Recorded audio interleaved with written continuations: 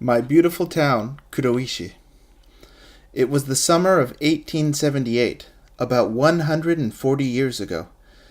Isabella Bird became the first woman to travel to the east of Japan as a foreigner. It was just after the Meiji era had started, so electricity, running water, gas, personal computers, TV, mobile phones, and smartphones had not yet been invented. From Britain, Bird came to Japan by ship.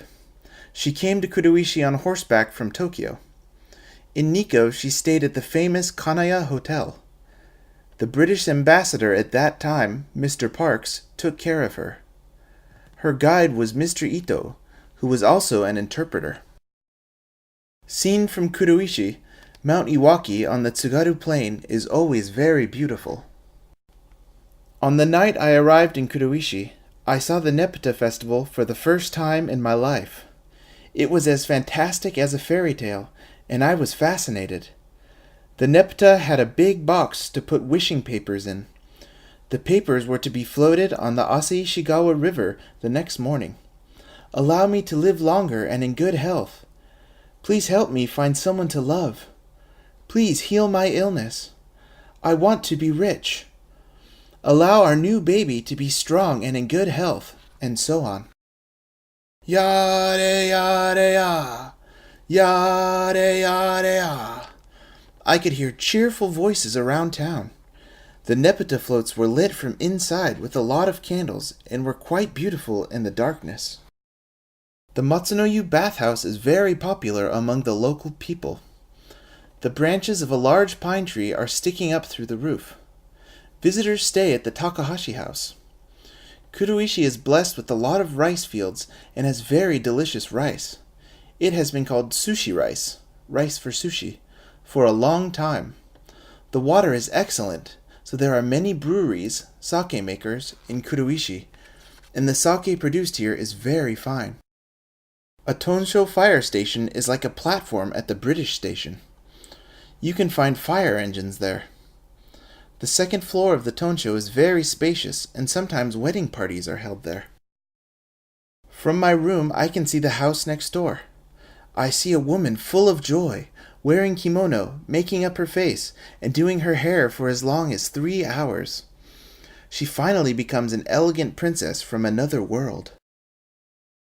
I went to a place called Nakano, in a rickshaw called a kuruma-yasan. There were a lot of farmhouses along the way. Grandparents, parents, and children were all living happily together. At Nuryu there is a large community bath. It is a very nice hot spring, so the local people often gather there to greet and talk with one another.